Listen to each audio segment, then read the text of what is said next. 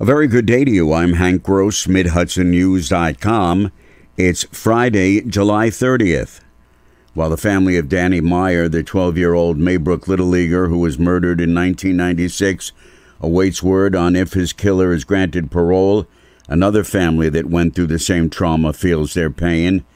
In 1973, Joan D'Alessandro of Hillsdale, New Jersey, went to a neighbor's house to sell Girl Scout cookies, and the high school chemistry teacher who lived there brutally murdered the child and dumped her body near Harriman State Park in Stony Point. Her mother, Rosemary, told Mid-Hudson News that it is pure torture for the mother to relive the horror of the event when a parole hearing comes up every 2 years. She's not free for 2 years. If she's free 6 months, depends upon the person. She'll have 6 months. Then she goes through it again. So it's almost like what you're doing is psychological torture. For the D'Alessandro family, that part of their journey is over. Joan's killer, Joseph McGowan, died in prison this past June. She plans to convey her thoughts to the New York State Parole Board in hopes of convincing its members not to grant parole to Juan Pinato, Danny Meyer's killer.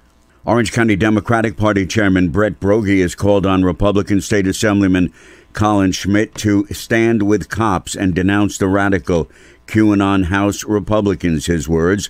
Broggie's comments followed this week's testimony before a House Investigations Committee into the January 6th insurrection where police who were beaten and injured defending the Capitol testified about their ordeal. At the same time, Trump-supporting Republican House members downplayed the attack. Schmidt is the announced GOP candidate challenging Democratic Representative Sean Patrick Maloney in the next congressional election. Broggie says Schmidt, in his words, cheered on a busload of protesters going to the Stop the Steal rally in Washington. But Schmidt spokesman Taylor Wyanath, meanwhile, called the assemblyman, in his words, the most vocal advocate for law enforcement in the Hudson Valley.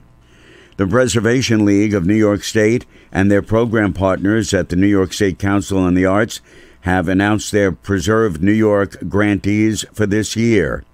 In Orange County, the Chester Historical Society will receive $5,200. A 63-year-old town of Monroe man was killed in a two-car crash on Old Route 17 in the town of Tuxedo early in the morning of Wednesday, state police report.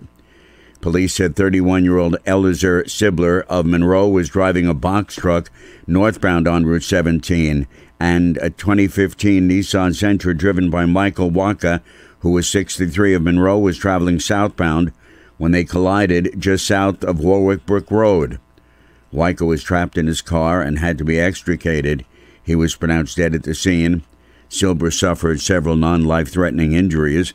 The investigation into the cause of the crash is continuing. Orange County is recognizing National Farmers Market Week, which runs through Saturday, August 7th. Buying products from any of our great community markets is a wonderful way to support our local agricultural industry, says County Executive Stephen Newhouse.